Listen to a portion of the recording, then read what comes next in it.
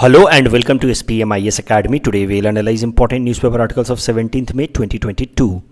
Please note you can download the PDF version of today's newspaper analysis by clicking the link given in the comment section.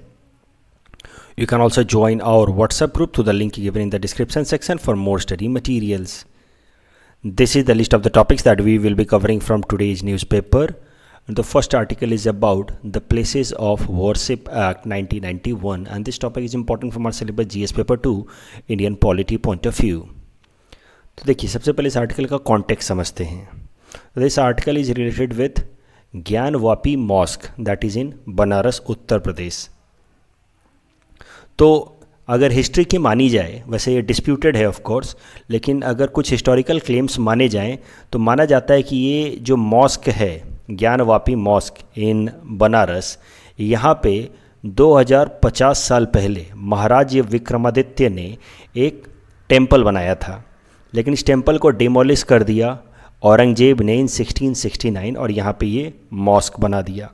बाद में 1780 में लगभग 100 साल बाद, ये मॉस्क बनने के लगभग 100 साल बाद, इंदौर की क्वीन अहिल्या बाई होलकर ने यहाँ पे इस मॉस्क के बगल में एडजेसेंट एरिया में एक काशी विश्वनाथ टेम्पल बना दिया. और ये जो काशी विश्वनाथ टेम्पल है बनारस के ज्ञानवापी मॉस्क के बगल में, it is considered to be one of the most important Shiva temple across India. तो 12 ज्योतिर्लिंग जो इम्पॉर्टेंट ज्योतिर्लिंग माने जाते हैं उसमें से एक इम्पॉर्टेंट ज्योतिर्लिंग ये है ज्ञानवापी मॉस्क के बगल में जो शिवा टेम्पल है, जिसको हम लोग काशी विश्वनाथ टेम्पल नाम से जानते हैं. तो एक हिस्टोरिकल क्लेम ये है. एक क्लेम ये भी है कि Kashi Vishwanath temple and Gyanvapi mosque were constructed by Akbar as a part of experiment of religious toleration. लेकिन ये जो अप्रोच है या ये जो क्लेम है जो मैंने आपको पहले बताया कि औरंगजेब ने डिमोलिश कराया, बाद में अहिल्याबाई होलकर ने यहाँ पे टेम्पल बनाया, ये क्लेम ज़्यादा हिस्टोरियंस मानते हैं. अब समझते हैं. देखिए 1991 में एक पिटीशन फाइल किया गया वाराणसी कोर्ट में कि ये जो मॉस्क बनाया गया था that was constructed after demolishing a temple. तो ये जो मॉस्क है यहाँ पे टेम्पल हुआ करता था और उसको तोड़ करके मॉस्क बनाया गया, इसलिए वापस से यहाँ पे इस मॉस्क को डेमोलिश करके टेम्पल बनाने का ऑर्डर दिया जाए. ऐसा एक पिटीशन फाइल किया गया वाराणसी कोर्ट में. लेकिन इस मॉस्क को मैनेज करने वाली जो कमेटी है जिसका नाम है अंजुमन इंतजामिया मस्जिद कमेटी, ये चली गई इलाहाबाद हाई कोर्ट में अगेंस्ट दिस पर्टिकुलर पिटीशन. और इलाहाबाद हाई कोर्ट में इस कमेटी ने क्लेम किया कि इस मॉस्क को अब बदला नहीं जा सकता, यहाँ पे टेम्पल नहीं बनाया जा सकता because of section 4 of places of worship act. तो section 4 of places of worship act कहता है कि religious character of a place of worship shall continue as it stands on 15 August 1947. तो 15 अगस्त 1947 जिस दिन हमारे देश को आज़ादी मिली थी, उस दिन जो रिलीजियस प्लेसेस थी उनका जो भी रिलीजियस नेचर था अब वो नहीं बदला जा सकता. तो इस कानून के हिसाब से, प्लेसेज ऑफ वर्शिप एक्ट के हिसाब से, यहाँ पे ज्ञानवापी मॉस्क है जो 15 अगस्त 1947 को था. तो अब इसका नेचर बदल करके यहाँ पे टेम्पल नहीं बनाया जा सकता. अगर यहाँ पे हिस्ट्री में टेम्पल होगा तो भी. ये क्लेम लेकर के इस कानून की मदद से ये अंजुमन इंतजामिया मस्जिद कमेटी पहुँची इलाहाबाद हाई कोर्ट और इलाहाबाद हाई कोर्ट ने वाराणसी हाई कोर्ट के ऊपर लिमिटेशन लगा दिया. वाराणसी हाई कोर्ट में पहले पिटीशन दायर किया गया था कि सर यहाँ पे मंदिर था. वो लोग पहुँच गए कमेटी वाले इलाहाबाद हाई कोर्ट में वाराणसी कोर्ट के डिसीजन के खिलाफ, और फिर इलाहाबाद हाई कोर्ट ने वाराणसी कोर्ट के ऊपर लिमिटेशन लगा दिया कि आप इस मामले की सुनवाई नहीं करेंगे. एक बात ध्यान रखिएगा कि ये जो कानून है प्लेसेज ऑफ वर्शिप एक्ट, इसमें किसी भी रिलीजियस प्लेस के नेचर को चेंज नहीं किया जा सकता ऐसा कहा गया है, बट उसमें एक्सेप्शन में मेंशन किया गया है बाबरी मस्जिद अयोध्या टेम्पल कॉम्प्लेक्स. तो ये मामला पहले से डिस्प्यूटेड था इस कानून के बनने से पहले से, तो इस मामले को बस बाहर रखा गया एक्सेप्शन के तौर पे. और आपको पता है कि इस मामले में फैसला आया 2019 में. बाबरी मस्जिद राम जन्मभूमि डिस्प्यूट को रिजॉल्व किया गया 2019 में, जहाँ पे राम जन्मभूमि बनाने और राम मंदिर बनाने का फैसला लिया गया और कहीं दूसरे जगह पे 5 एकड़ ज़मीन देकर के मॉस्क बनाने का फैसला लिया गया. अब जरा देखिए, जैसा कि मैंने आपको कहा कि हाई कोर्ट ने, इलाहाबाद हाई कोर्ट ने वाराणसी हाई कोर्ट पे स्टे ऑर्डर लगा दिया कि आप इस तरह का कोई भी सुनवाई नहीं करेंगे कि यहाँ पे पहले मस्जिद था, ये मंदिर था, अब मस्जिद बनेगा। लेकिन तो ये मामला तो रफा दफा हो गया, ठीक है। अभी तक आप समझ रहे होंगे, इतना डिटेल में जानना नहीं है एग्जाम पॉइंट ऑफ व्यू से, बट मैं थोड़ी सा बता रहा हूँ कि आपको हिस्ट्री याद रहे, कि मान लीजिए पीटी वगैरह में अगर सवाल आ जाए तो आपको याद रहे। तो ज्ञानवापी मॉस्क था, क्लेम किया गया कि वाराणसी कोर्ट में कि सर यहाँ पे मंदिर हुआ करता था।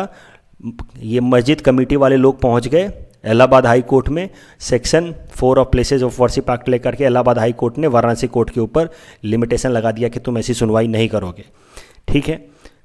फिर मामला 22 साल के लिए दब गया। 1998 से लेकर के 2020 तक शांत था। दिसंबर 2019 में सुप्रीम कोर्ट ने बाबरी मस्जिद राम जन्मभूमि वाले डिस्प्यूट पे जब फैसला सुनाया और वहाँ पे राम मंदिर बनाने का जब फैसला आया, तो उसके बाद वीएस रस्तोगी ने वापस से एक लोकल कोर्ट में एक प्ली फाइल कर दी कि सर यहाँ पे मंदिर हुआ करता था, इस ज्ञानवापी मॉस्क पे मंदिर हुआ करता था, यहाँ पे भी सुनवाई की जानी चाहिए। वीएस रस्तोगी ने ये क्लेम किया in Varanasi court again, claiming himself as next friend to the deity Vishweshwar. तो ये जो मंदिर है उसके अंदर जो देवता हैं उनको नाम दिया गया है विशेश्वर देवता। विशेश्वर देवता का अपना आपको दोस्त बता करके वीएस रस्तोगी ने नेक्स्ट फ्रेंड। ऐसे ही देखो, भगवान लोगों पे जब भी भगवान को मंदिर के लिए इस तरह से कभी भी जब कोर्ट केस किया जाता है तो जो भी आदमी केस फाइल कर रहा होता है वो अपने आप को फ्रेंड ऑफ गॉड या ऐसे करके वो केस फाइल करता है।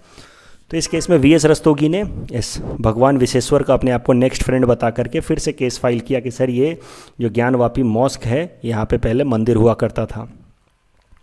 और वाराणसी कोर्ट ने क्या किया, वाराणसी कोर्ट ने यहाँ पे आर्कियोलॉजिकल सर्वे ऑफ इंडिया को एक सर्वे करने का ऑर्डर दिया कि आप यहाँ पे सर्वे करें कि या सच में यहाँ पे पहले मंदिर हुआ करता था या नहीं।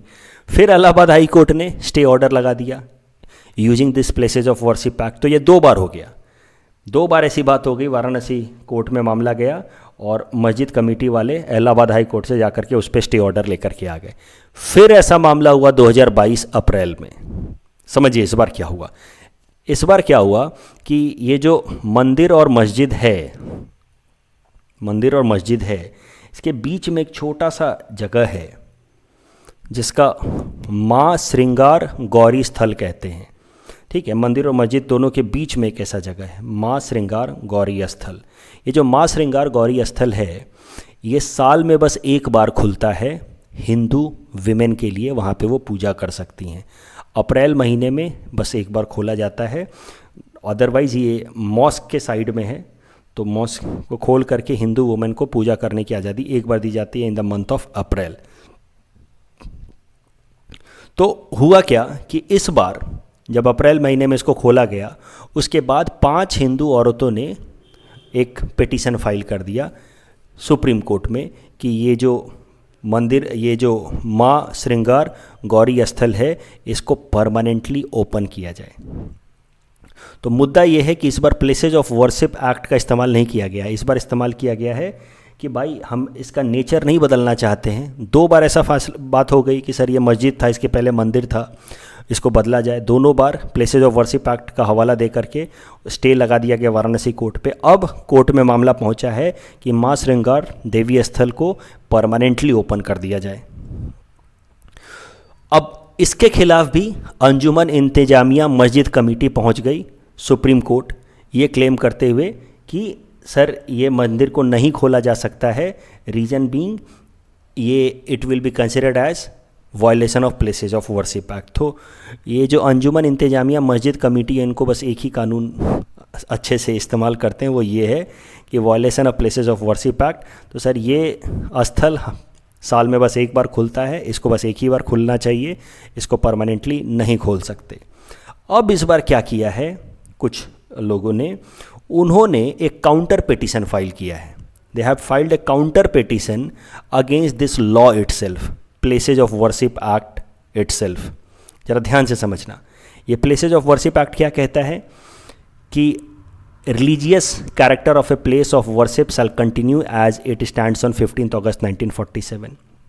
यानी कि कोई भी कोर्ट किसी भी रिलीजियस प्लेस का नेचर नहीं बदल सकता। जो उसका नेचर था 15 अगस्त 1947 को, अब वो नहीं बदला जा सकता किसी भी कोर्ट के ऑर्डर के बावजूद भी।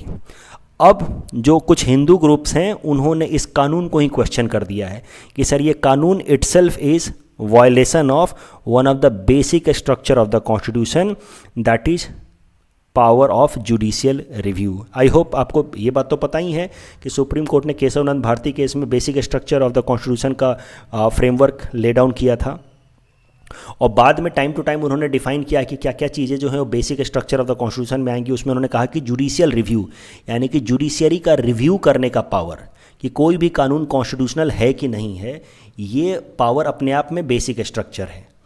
अब ये कानून कहता है कि कोई भी प्लेसेस जो है ऑफ वर्शिप के, उसका नेचर नहीं बदला जा सकता, जुडिशरी उसको रिव्यू नहीं कर सकती। अब हिंदू ग्रुप्स ने क्लेम किया है कि ये कानून जो है वो अपने आप में right violation of judicial review, यानी कि ये कानून अपने आप में basic structure of the constitution के खिलाफ है, क्योंकि basic structure of the constitution में एक प्रिंसिपल आता है, प्रिंसिपल ऑफ जुडिशियल रिव्यू। तो अब मुद्दा ये है, ध्यान से समझना, कि अगर सुप्रीम कोर्ट इस पर सुनवाई कर रही है, अगर सुप्रीम कोर्ट ने प्लेसेज ऑफ वर्शिप एक्ट को अनकॉन्स्टिट्यूशनल डिक्लेयर कर दिया, claiming that it is violating the basic structure of the constitution, that is principle of judicial review, तो फिर कई सारे ऐसे क्लोज्ड इशूज़ खुल जाएंगे। It will lead to a opening up of a Pandora box. हर दूसरा जो टेम्पल या मॉस्क है वो डिस्प्यूटेड हो सकता है कि भाई यहाँ पे पहले मंदिर हुआ करता था या मस्जिद हुआ करता था। तो अब देखना यह है कि सुप्रीम कोर्ट इस पे क्या फ़ैसला सुनाता है, प्लेसेज ऑफ वर्शिप एक्ट को क्या इनवैलिडेट करता है या इसकी वैलिडिटी को कॉन्स्टिट्यूशनल मानता है।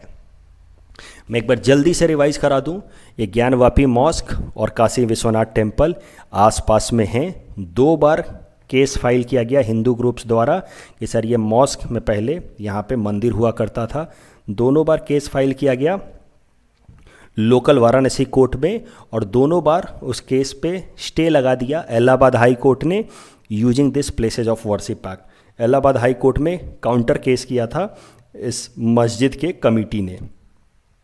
अब इस बार तीसरी बार मामला पहुंचा है सुप्रीम कोर्ट ने, और इस बार सुप्रीम कोर्ट में मामला इस मस्जिद के जगह पे मंदिर बनाने के लिए नहीं गया है, इस बार गया है यहाँ पे देवी माँ श्रृंगार गौरी स्थल टेम्पल कॉम्प्लेक्स को ओपन करने के लिए। इस पे अब काउंटर केस कर दिया है फिर हिंदू ग्रुप्स ने, और इस बार सुप्रीम कोर्ट में मामला पहुंच गया है क्लेमिंग और questioning the constitutionality of this places of worship act itself. तो अब सुप्रीम कोर्ट जो फैसला सुनाएगा वो काफ़ी मॉन्यूमेंटल हो सकता है। The next article is about how British became a part of India. This topic is again important from our syllabus GS paper to Indian polity point of view. क्यों हम सिक्किम के बारे में आज पढ़ रहे हैं? क्योंकि कल का दिन 16 मई सिक्किम डे की तरह मनाया जाता है। It was 47th state day of Sikkim, क्योंकि इसी दिन 1975 में, यानी कि 47 years ago, Sikkim became 22nd state of India. तो इसी कॉन्टेक्स्ट में फिर सिक्किम की हिस्ट्री हमें बताई गई है इस इंडियन एक्सप्रेस के आर्टिकल में। तो एक बार ज़रा सिक्किम की हिस्ट्री देख लेते हैं, हमसे मेंस में आप पूछा जा सकता है। तो देखते हैं brief history of Sikkim. Sikkim was under a Buddhist kingdom जिसका नाम था Namgyal dynasty. It was under the Buddhist kingdom from 1642 to 1975, और 1975 के बाद Sikkim became part of India, और तभी हम 47th सिक्किम डे मना रहे हैं।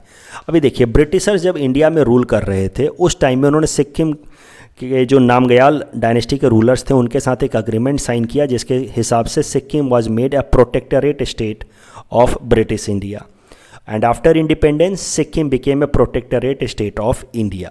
तो क्या होता है प्रोटेक्टरेट स्टेट, वो भी समझिए।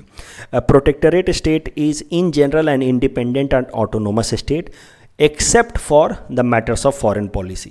तो जैसे सिक्किम एक इंडिपेंडेंट या ऑटोनोमस स्टेट था, ब्रिटिशर्स के भी डायरेक्ट कंट्रोल में नहीं था, आज़ादी के बाद इंडिया के साथ भी नहीं था, for all other purposes except for foreign policy. Foreign policy में कैसा होता है, प्रोटेक्टरेट स्टेट को जो मेन जो मेंटर स्टेट होता है उसको कंसल्ट करके ही अपनी फॉरेन पॉलिसी बनानी होती है। तो a protectorate state is the one that is independent but whose foreign policy is guided by some other country या मेंटर कंट्री। तो Sikkim was a protectorate of Britishers and after independence India Sikkim peace treaty was signed in 1950। As a result of that Sikkim became India's protectorate. लेकिन सिक्किम के जो लोग थे they wanted the Namgyal dynasty to give up their power and they wanted Sikkim to become a state of India। तो वहाँ के जो king थे उसको चोग्याल कहते थे। ध्यान रखिए, जो डायनेस्टी जो रूल कर रही है वो है नामग्याल डायनेस्टी, लेकिन जो किंग या मोनार्क का पोस्ट है उसको चोग्याल कहते थे। तो 1973 में लोगों ने चोग्याल के खिलाफ, किंग के खिलाफ प्रोटेस्ट कर दिया। They wanted Sikkim to merge with India and they wanted to follow democracy. They did not wanted monarchy। और लोगों के दबाव में आकर के 1974 में जो चोग्याल थे या किंग थे, he had to sign an agreement with India and as per this agreement Sikkim became a state of India. लेकिन सिक्किम एक फुल स्टेटहुड का दर्जा उसको नहीं मिला। As per this agreement Sikkim demanded an associate state status, क्योंकि जो चोग्याल थे या जो किंग थे वो अपने पावर को पूरी तरह से गिव अप नहीं करना चाहते थे।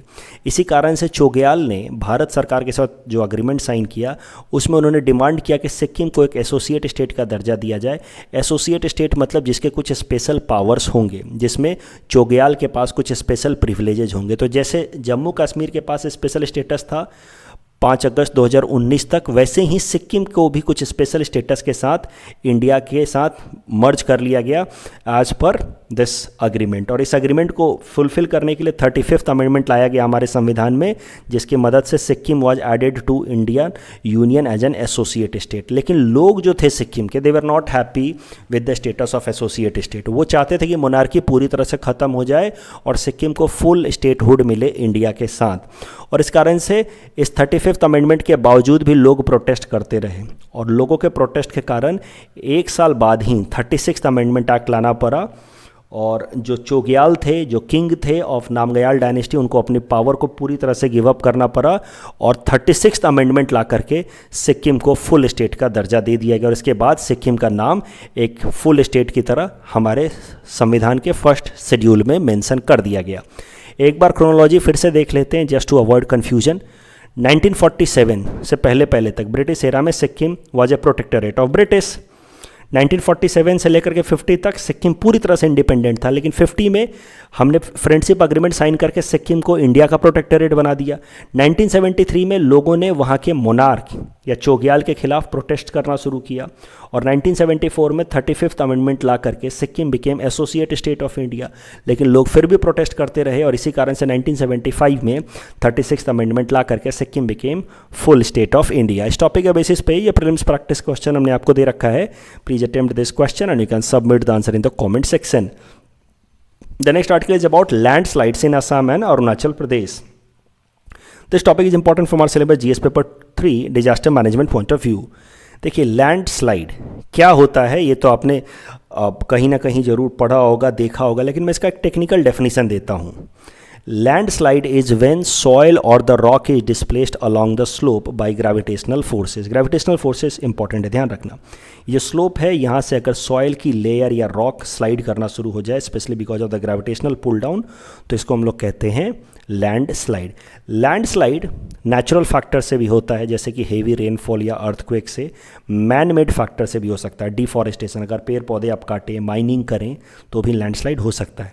ये जो एरियाज़ हैं, जो हिली एरियाज़ हैं हमारे देश के, वेस्टर्न घाट, ईस्टर्न घाट्स या Himalayan region, they are landslide prone areas. अगर सिर्फ असम की बात करें तो ये जो स्लोप्स अलोंग द हिमालयाज हैं they are landslide prone reason.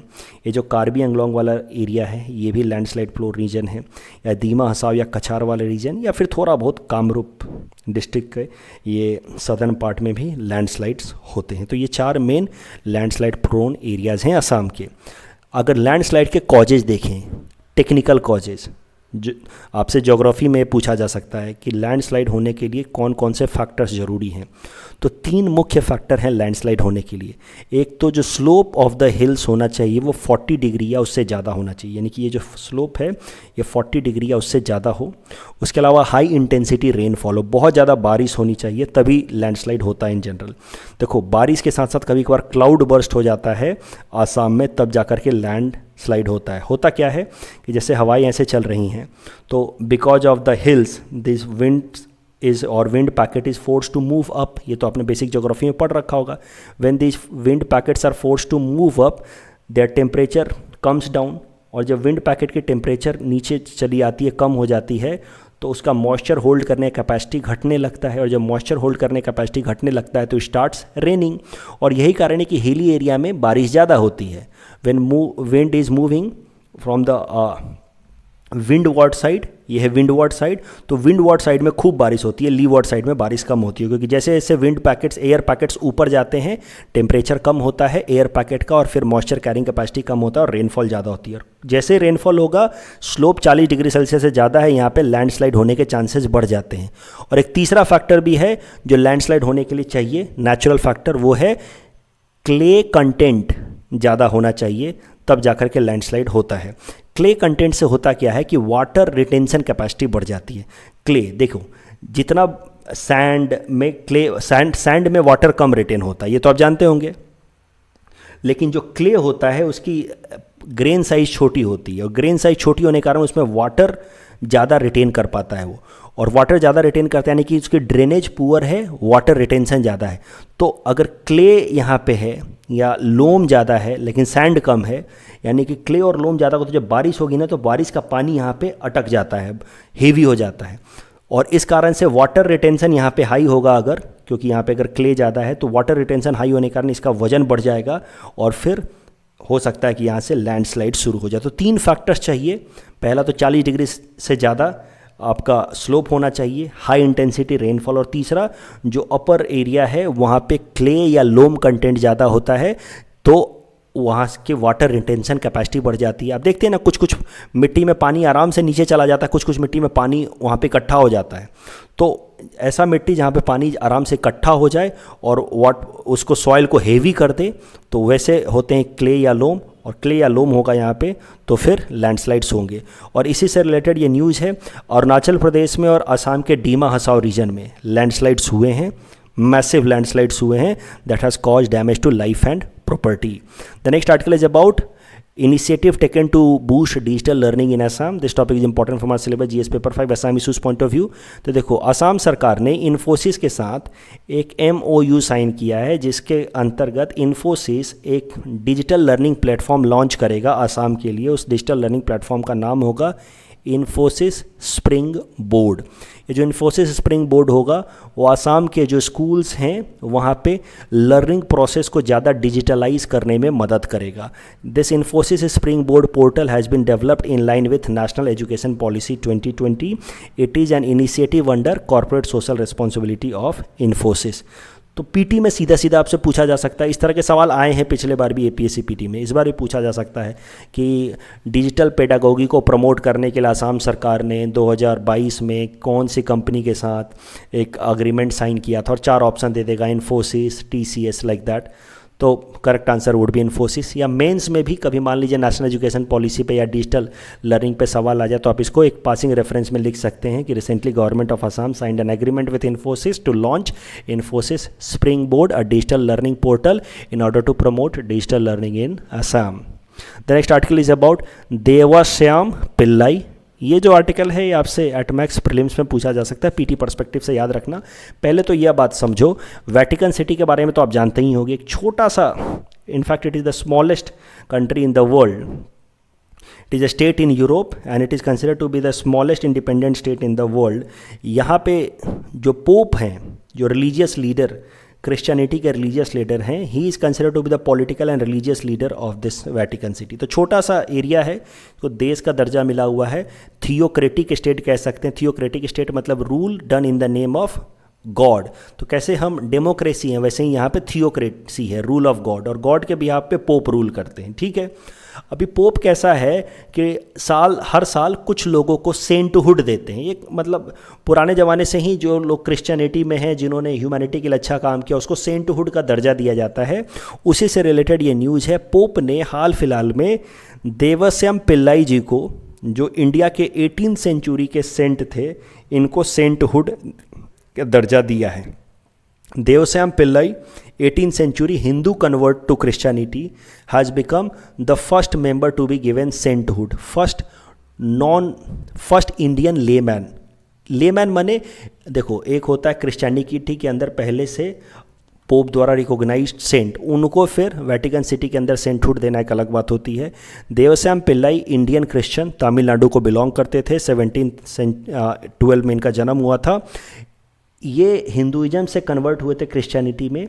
तो ही वॉज नॉन ऑर्डेन्ड, मतलब पहले से सेंट की तरह रिकॉग्नाइज नहीं थे बाय द रोमन चर्च। तो नॉन ऑर्डेन्ड या लेमैन में के तौर पे ये पहले इंडिया से ऐसे सेंट बन चुके हैं जिनको सेंटहुड दिया गया है वेटिकन सिटी में। कुछ नहीं करना है, ज़्यादा टेंशन नहीं लेना है। इससे रिलेटेड अगर एटमैक्स पीटी में सवाल आएगा, पूछ लेगा Devasahayam Pillai was recently news, 4 option देगा, आराम से समझ जाना। Recently ordained as a sainthood by Vatican City, ऐसा कुछ होगा। उससे ज़्यादा कुछ टेंशन नहीं लेना है। आपको जैसे सवाल आएगा, इतनी बातें याद होंगी, आप सवाल को आराम से कर पाओगे।